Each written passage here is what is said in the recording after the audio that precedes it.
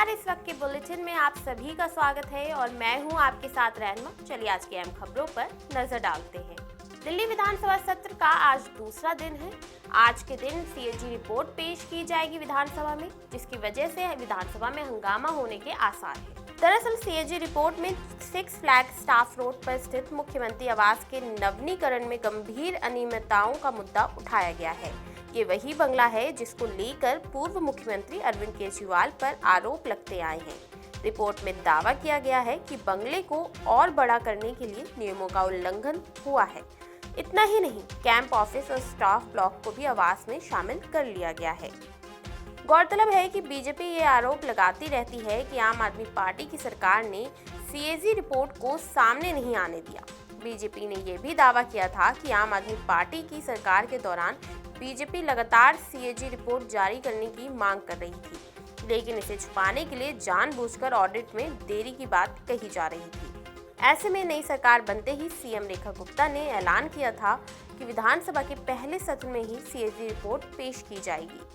बता दें, बीजेपी दिल्ली के सीएम आवास को शीश महल कहकर बुलाती है। सीएजी रिपोर्ट में मुख्यमंत्री आवास की मरम्मत से जुड़े मुद्दे भी शामिल हैं। कथित तौर पर ऑडिट में इस प्रोजेक्ट की योजना, निविदा और कामकाज में बड़े पैमाने पर अनियमितताएं पाई गई हैं। बताया गया है कि साल 2020 में ये प्रोजेक्ट 7.6 करोड़ रुपए पर मंजूर किया गया था, लेकिन अप्रैल 2022 तक इसमें 33.66 करोड़ रुपए की लागत लग गई। सीएजी की रिपोर्ट आम आदमी पार्टी के काले कारनामों का चिट्ठा है और ये हमने चुनाव में दिल्ली की जनता से वादा किया था कि जिसने भ्रष्टाचार किया है उसको जवाब देना पड़ेगा।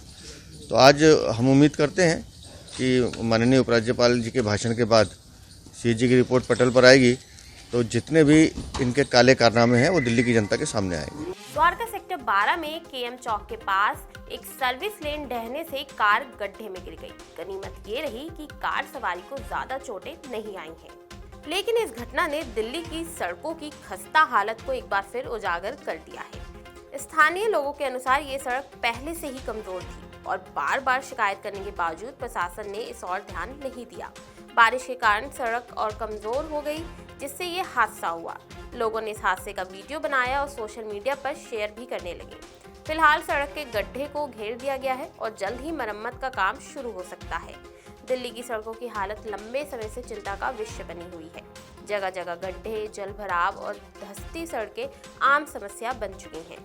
द्वारका, रोहिणी, लक्ष्मी नगर, करोल बाग सहित कई इलाकों में सड़कों की खराब स्थिति के कारण आए दिन दुर्घटनाएं हो रही हैं। हाल ही में दिल्ली के लोक निर्माण विभाग पीडब्ल्यूडी मंत्री प्रवेश वर्मा ने पीडब्ल्यूडी अधिकारियों के साथ दिल्ली की कई महत्वपूर्ण विकास परियोजनाओं का निरीक्षण किया। उन्होंने सड़कों के निर्माण और सुधार कार्यों की प्रगति की समीक्षा की और अधिकारियों को काम में तेजी लाने के निर्देश दिए हैं।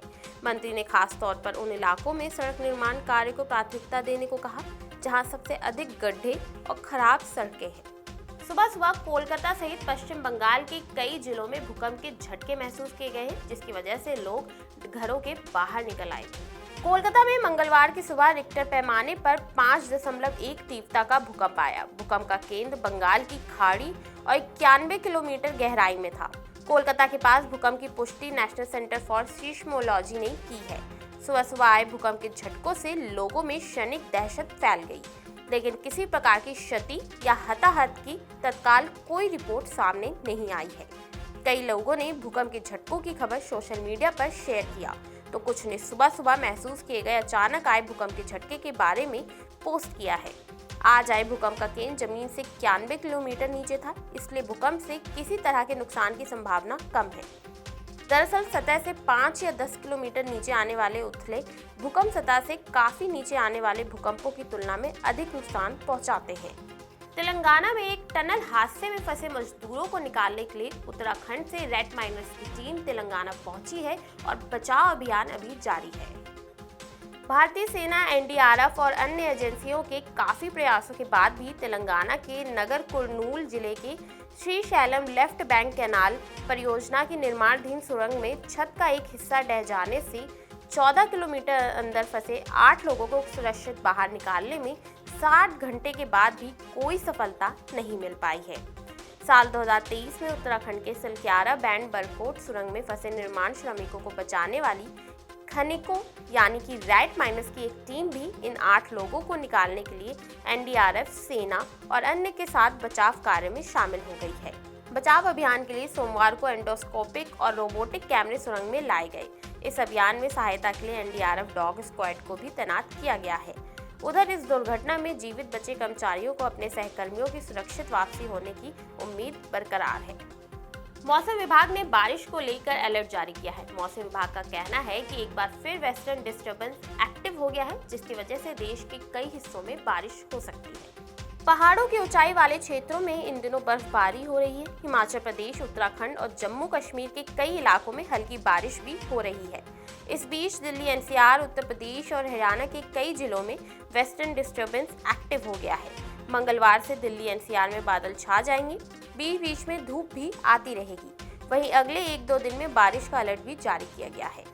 मौसम विभाग का कहना है कि उत्तर पश्चिम भारत में एक कमजोर पश्चिमी विक्षोभ सक्रिय हो रहा है, जिसके चलते 27 से 28 फरवरी को दिल्ली एनसीआर, हरियाणा, पंजाब और उत्तर प्रदेश के कुछ हिस्सों में हल्की बारिश हो सकती है।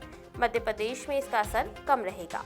बारिश के बाद तापमान में हल्की गिरावट और हवा की गुणवत्ता में सुधार की उम्मीद की जा रही है। उत्तर प्रदेश में मौसम का मिजाज क्षेत्र के हिसाब से अलग अलग रहेगा। पश्चिमी यूपी में 25 से 26 फरवरी को हल्के बादल छाए रहेंगे। बागपत, मेरठ, बुलंदशहर और मुजफ्फरनगर समेत कई जिलों में 27 फरवरी से हल्की बूंदाबांदी के आसार हैं। पूर्वी यूपी में 28 फरवरी को कुछ जिलों में बारिश की संभावना है। तापमान में 2 से 3 डिग्री सेल्सियस की बढ़ोतरी देखी जा सकती है। तो ये थी आज की अहम खबरें, जिन पर हमारी दिन भर नजर बनी रहेगी। ऐसे ही देश और दुनिया की तमाम खबरों के लिए देखते रहिए नवोदय टाइम्स पंजाब।